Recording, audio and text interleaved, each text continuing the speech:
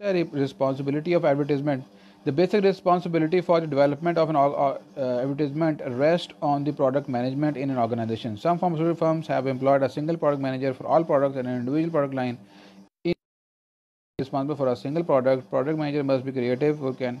अब responsibility of advertisement, basically जो responsibility है किसी ऑर्गेनाइजेशन के अंदर एडवर्टीज़मेंट की, वो आम तौर पे वो होती है आपकी जो प्रोडक्ट मैनेजर होता है उसके पास।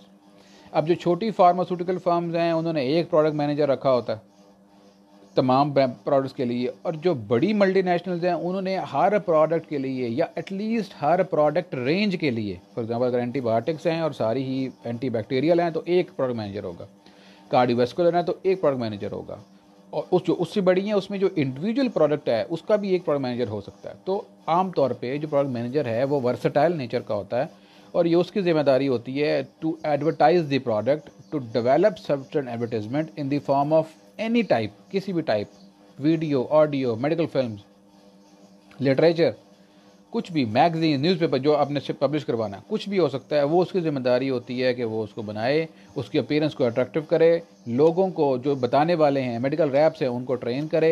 ये सारा कुछ जो है वो आपका प्रोडक्ट मैनेजर की जिम्मेदारी होती है।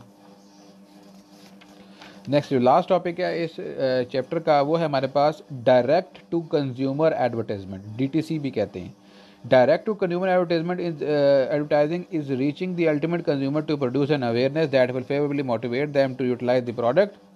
ये जो चीज़ें हैं जो आप डायरेक्ट टू कंज्यूमर आप ऐड देना चाहते हो, ये चीज़ें गवर्न हैं बाय सर्टन लॉज, आप डायरेक्टली एडवर्टाइज नहीं कर सकते।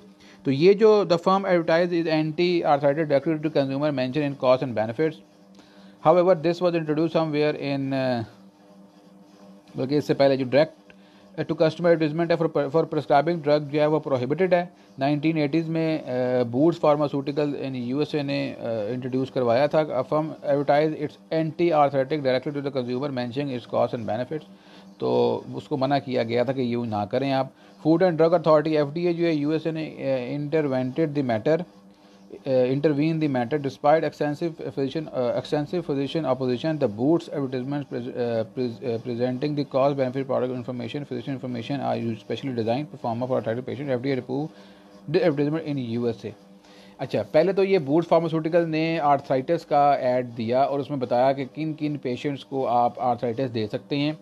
तो जिसके ऊपर जो डॉक्टर्स थे, जो मेडिकल डॉक्टर्स थे, जो फिजिशियन थे, उन्होंने बहुत अपोज किया क्योंकि उनकी रोटी मरती थी, बिकॉज आमतौर पर प्रिस्क्राइब तो वो करते हैं, उन्होंने बताना था कि जी ये मेडिसिन किस।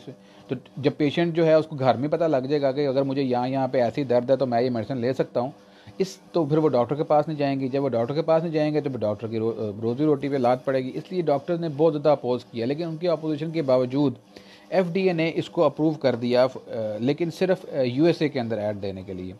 In this way, the marketing system was transformed into the first time a new dimension where the consumer possesses the critical role. Now, many firms have come to close with the direct consumer advertisement approved by designing consumer. तो इसके बाद बहुत सारी companies ने ये direct to consumer जो advertisement है वो देना शुरू की, लेकिन इसके लिए अप्रूवल का होना बहुत ज़्यादा ज़रूरी है from the ministries of health. इसके कुछ फ़ायदे भी हैं, कुछ डीमेरिट्स भी हैं।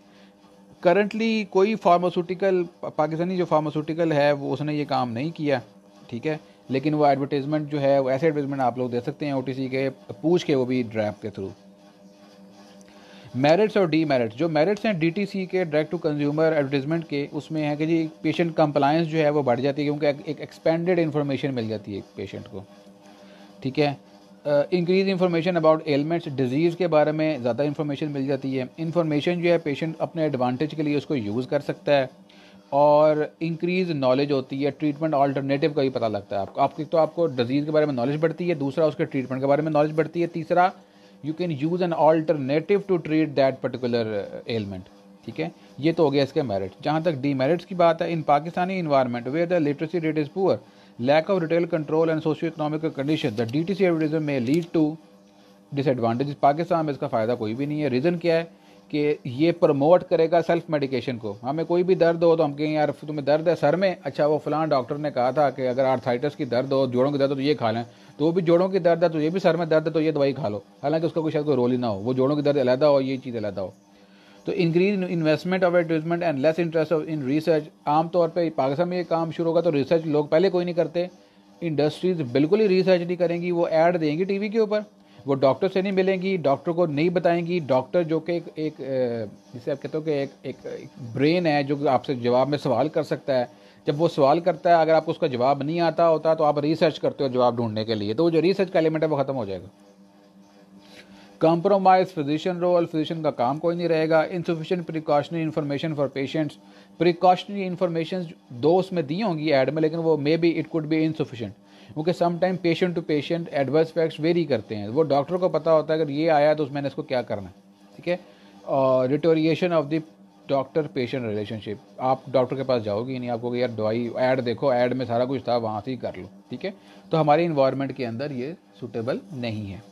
लास्ट जो है वो इफेक्टिव यूज़ ऑफ DTC जो है, for effective use of DTC advertising the drug should be distinguish from grocery and candies, realising that this may be injurious to health. इसका ऐड जो है वो कैंडीज़ और ग्रॉसरीज़ के ऐड से बिल्कुल फ़र्क होना चाहिए, ताकि पेशेंट को पता हो कि इसकी कंजम्पशन जो है वो इंजूरियस टू हेल्थ हो सकती है and it could be threat to the patient life if misused in Pakistan. DTC advertisement seem to make sense only when the following condition exist. Pakistan में अगर DTC ऐड देना है तो ये कंडीशन अगर आपके पास होंगी तो फिर आप दे सकते हैं। Number 1, consumer can be taught to identify the condition of medication. पहले तो कंज्यूमर जो पेशेंट है उसको ये बताया जाए कि हाउ टू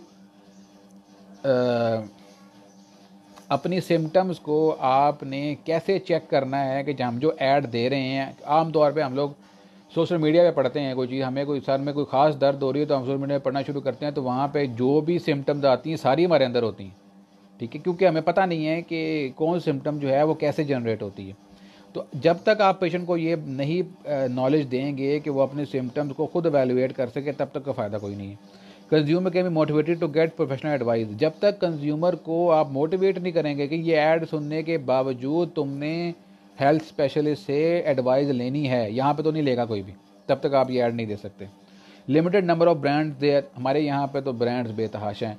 अगर आप जेनेरिक बेस ऐड बनाते हो फिर तो ठीक है, ब्रांड बेस होगा तो फिर ऐड पे ऐड होगा और पेशेंट कंफ्यूज हो सकता है, क्योंकि इन्फॉर्मेशन बहुत ज़्यादा होगी। एक कंपनी पैनाडोल का, पैरास्टामोल का एक तरह का ऐड दे रही है, उसमें एक एडवांटेज और एक डिसएडवांटेज बता रही है, दूसरी कंपनी 2 एडवांटेज और 4 डिसएडवांटेज बता रही है, तो इस वजह से फिर वो नॉलेज बहुत ज़्यादा होगी और पेशेंट कंफ्यूज हो जाएगा।